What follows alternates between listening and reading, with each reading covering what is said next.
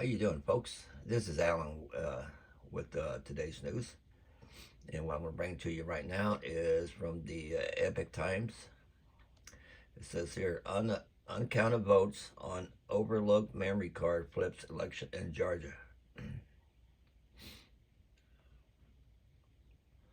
An overlooked memory card in Cobb County, Georgia, with uncounted ballots changed the final results of a special election, officials have added. The county's Board of Election and Registration voted to recertify the results of the November 8th Kennesaw County Council special election during a November 18 meeting, accounting to a statement. The recertification was necessary after workers discovered a memory card had not been included in the previous results. The additional ballots resulted in a change in the Kennesaw City Council post one special election, and release said Maryland somebody was originally declared the winner of the special election. However, when the additional ballots were located on the memory card, Lynette Burnett was shown as a winner of the race by 31 votes, officials told local media. Unfortunately, once found, we did upload it, and it changed the outcome of the Kennesaw City Council race. Janice Everler, Cobb County Director of Elections, told local media outlets. Cobb election officials said that the memory card was located in Kennesaw when workers were preparing for an audit of the election, accounting to 11 Alive. That's a TV channel there, I guess. Further details weren't provided about why the card was overlooked or where it was located.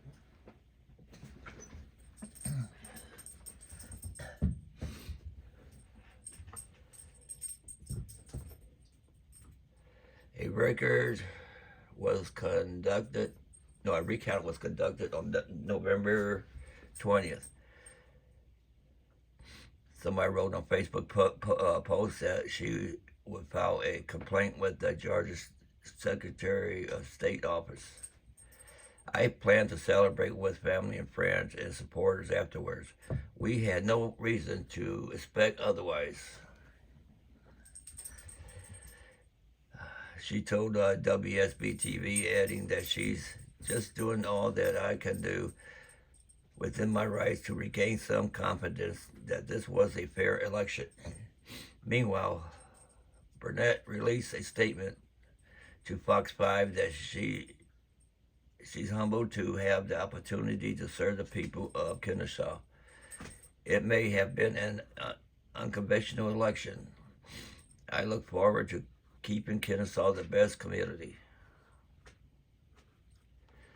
Following the December 6th runoff election between Senator Ralph Warnock, the Democrat of Georgia, and Republican candidate Herschel Walker, Cobb County officials will investigate how the memory card was overlooked. Officials told the media, "Yeah, this shouldn't happen. That's why people don't trust the voting elections and stuff, and call them fraud, because these people should be taken accountable for that stuff, be reprimanded for losing anything. If this happened during the presidential election, it's going to cause all chaos. They should have competent people, not incompetent people, doing this stuff. These people just don't care." Here's something else from the Epic Times.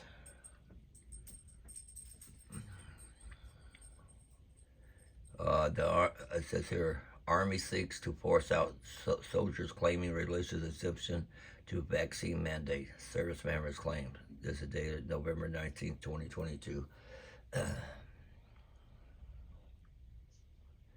The U.S. Army is belittling and putting pressure on soldiers who are seeking religious accommodation to the vaccine mandate, according to service members who have refused to take the jab, prohibiting off-base traveling and promotion.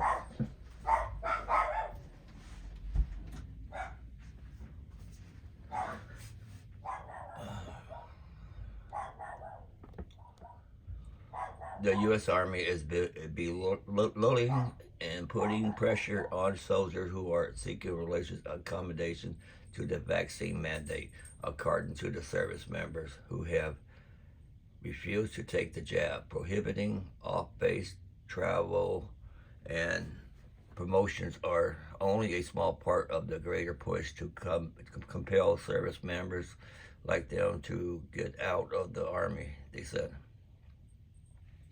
Such action comes in as the Army, like other branches of the military, is struggling with recruitment woes. The Army has only met 52% of its fiscal year for 2022 recruiting goal.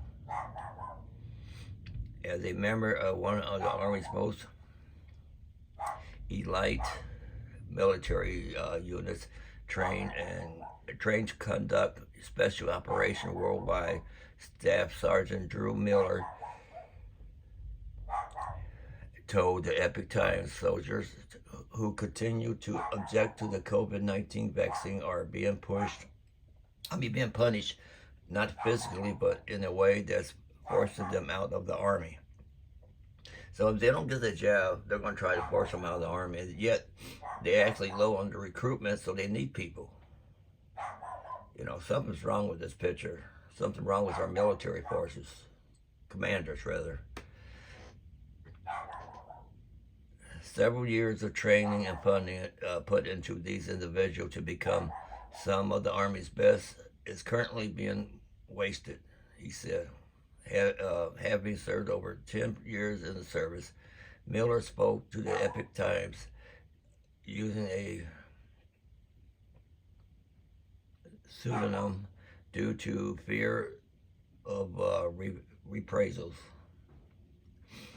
I and many others are simply stuck at a military installation, doing nothing associated with what we've been trained to do, he added. Laminating that our job has been basically taken from us.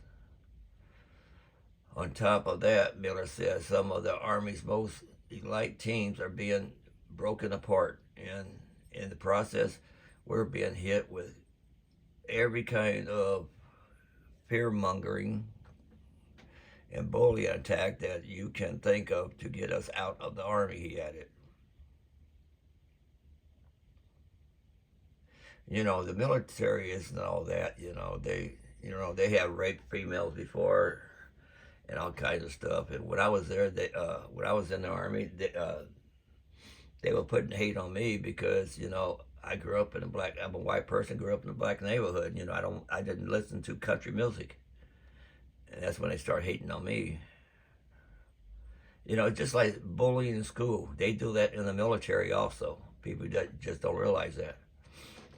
It says here the belittlement accounting to Miller began immediately following Secretary of Defense Lloyd Austin, August 2021, announced of a military vaccine mandate shortly after they brought us all together in the auditorium in front of the peanut gallery to tell us that the reason America was in decline was because of unvaccinated people like us. He said, essentially, various members of command said, people like us include all those not willing to give into the unlawful order, he added. See, they're trying to brainwash these soldiers. That's what they're trying to do. It's no different being like Russia, They're trying to force people to do what they don't want to do. Miller described the treatment he and others receive on a regular basis as mind-blowing. Each of us has the ability to critically think and has the ability to differentiate between a lawful and non-lawful order, he said. Miller, like others who oppose the mandate, believes that the mandate is unlawful and is unlawful. This is socialism in the military is what it is. He said that even though there are legitimate reasons to refuse the COVID-19 vaccine, we're being told that the military has no use for us and they don't need people like us who are questioning things. No, that's our right to question things. You know, it's like going into a town of people, your commander tell you to kill people, kill innocent people. No, you have to question things. You have to refuse things. And that's stuff like that does happen in the military too. Careers are being threatened and soldiers are being coerced. He said, we're being told that if we don't get the shot, we're going to get kicked out and not able to find a job. And while, see, there you go, there's brainwashing again. And while he and several others are holding strong against the threat, Miller said, we're sitting at desks and typing on a computer rather than learning, training, and doing other jobs. Soldiers are being brushed under the rug and basically sent to a dark office or a dark corner somewhere that he said is waste. Anyway, you sit here degraded, demeaned, and belittled. You can read the rest of this on Epic Times. It's the epictimes.com. See what else we have here.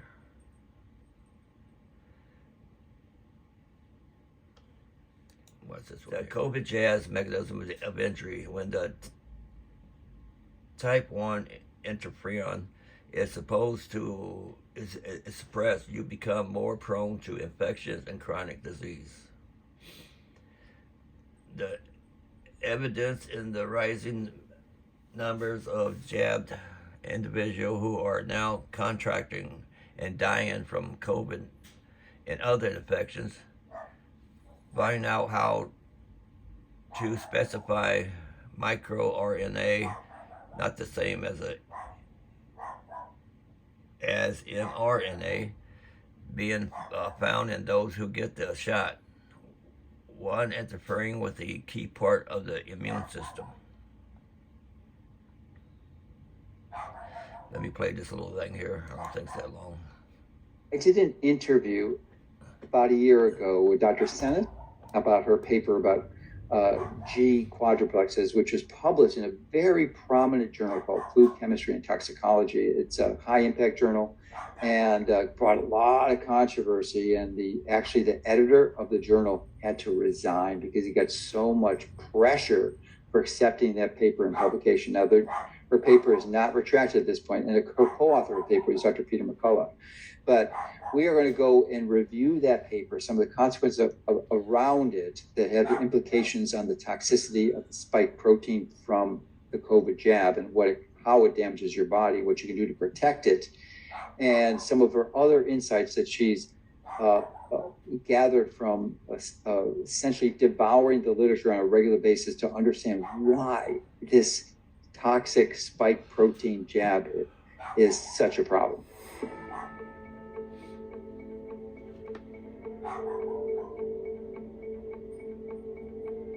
So there's all these debilitating neurodegenerative diseases that come out of the prion protein. And the prion protein actually binds to its own G4s. And in so doing, it promotes it to misfold into the wrong shape. And so that the vaccines produce a version of the messenger RNA that codes for the spike protein. Their version is enriched in guanines compared to, it produces a lot more G4s. than the original mRNA that the virus produces. So the messenger RNA in the vaccine, there's lots of it. It's a big dose of this messenger RNA that is enriched in G4s, which then causes the cell to produce the prion protein. So the cell is producing the prion protein in the context of a situation where there's lots of G4s lying around from the mRNA from the vaccine. That's a really dangerous situation for causing the prion protein to misfold and causing the prion disease. The exosomes are part of the process by which the cells communicate to induce the antibody production, which is the goal of the vaccine. And the vaccine, I have to say, does a fantastic job of producing high levels of IgG antibodies, which are really the ones that are associated with autoimmune disease. So it doesn't make the mucosal antibodies. It makes this IgG, which is actually much more dangerous in terms of if there's too many antibodies. They can cause autoimmune disease through molecular mimicry. And that's another whole aspect that I think is going on. Some people are getting this kind of thrombocytopenia and VITT, these conditions that can be life-threatening. And there's a huge signal for thrombosis. In fact, the paper talked about the thrombosis. We have 7 tables for different aspects of the symptoms of the vaccine, and in different categories. There's a whole table on the liver, there's a table on thrombosis, there's a table on cancer, there's a table on the vagus nerve and all of the inflammations of the nerves, because those exosomes are traveling up the vagus nerve, making their way to the heart, to the brain, to the liver, and they're causing disease in all of those organs. And you see it very clearly in the VAERS database. 99% of the cases of the reports in 2021 for these conditions were COVID vaccines, and 1% was all the other vaccines combined. Welcome, everyone. Dr. McCullough helping you take control of your health, and we're joined by Dr. Stephanie Senes, who's been with us a number of times previously. Maybe the last time was discussing a paper she wrote at the Food and Chemical Toxicology Journal that was about G quadruplexes. It was a magnificent paper, talked about the microRNA complications of the vaccines and why it should be so. It was very controversial, so controversial that the editor of that journal resigned because of the controversy.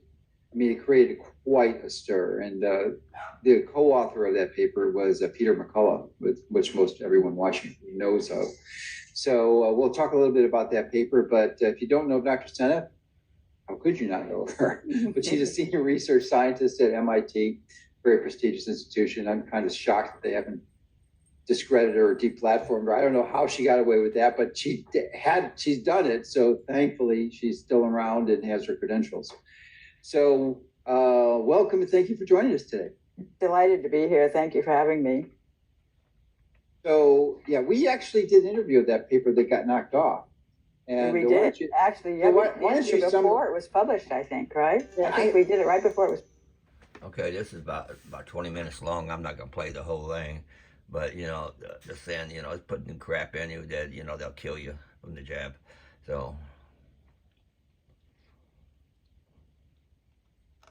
I'll put a link in the description about it, so you can watch the whole thing if you want. Okay, here's something else I'm going to talk about here now. This is from The Guardian. McDonald's and Walmart beef suppliers criticized for reckless antibiotics use.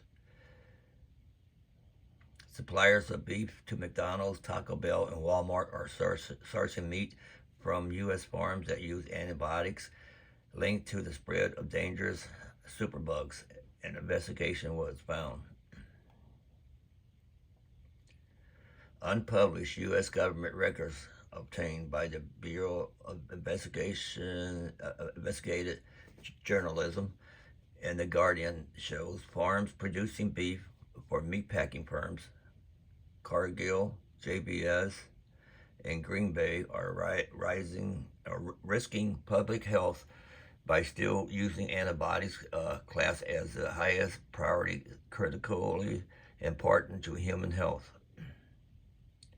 Such drugs are so essential to human medicine that their use in livestock farming should be stopped. The World Health Organization has warned HPCIAs are often the last line of one of limited treatment available for serious bacterial infections in humans, it has said. The overuse of such antibiotics means they can become less effective. Yeah, the more you use antibiotics, the less it helps you if you actually really need it. The findings have promoted condemnation from public health experts and campaigners. The reckless use of medically important antibiotics on factory farms and a major contributor to this daily public health threat, said Cory Bruck, a U.S. senator who has advocated for stricter controls on how antibiotics can be used in food production. Giant agribusinesses have built a system that is dependent on the misuse of antibiotics to maximize their profits and no regard to the serious harm they are causing. There is no ban on using antibiotics for treatment or to prevent diseases, although farmers now need a veterinary prescription for many medically important antibiotics that were previously available over the counter and added to water and feed. There is a ban in the U.S. for using antibiotics for growth production, which has been in place since 2017. But many U.S. cattle farmers still routinely use antibiotics, often for months on end. Their use and overuse risks enabling bacteria to develop resistance, meaning the drugs stop working. Antibiotics resistance is one of the gravest global public health threats, according to the Center of Disease Control and Prevention. It is responsible for more than 35,000 deaths in the U.S. each year and 1.3 million globally. Despite the residues of numerous HPCIAs and other antibiotics were present in many of the U.S. beef supply chains between 2017 and 2022. Testing by the Food Safety Inspection Service, part of the U.S. Department of Agriculture, showed. A Bureau and Guardian analysis of data relating to the 10 of the biggest meat packers revealed that all had at least one HPCIA used in one of the more forms supplying the invaders. Several were found to have as many as 7 separate HPCIAs in use. Cattle farms selling to JBS, which has sold beef to Wendy's, Walmart, and Taco Bell, were found to have used 7 HPCIAs. Farms serving Green Bay dressed beef, which has supplied the Kroger supermarket chain, also 7 in use. Okay, I'm going to put, let me read this one here first. The cattle supplier for Cargill, which sells beef to McDonald's, were found to have at least 5 HPCIAs in use. Besides these drugs, other types of antibiotics frequently used in humans medicine were also found. Okay, you can read the rest of this. I'm going to put a link in the description box. And that's all I'm going to read to you right now, folks. My sinus bothering me pretty bad. And until tomorrow, I hope you have a good day. Don't forget to like and subscribe. I'll try to bring more interesting news to you, more important news as it comes on. See ya.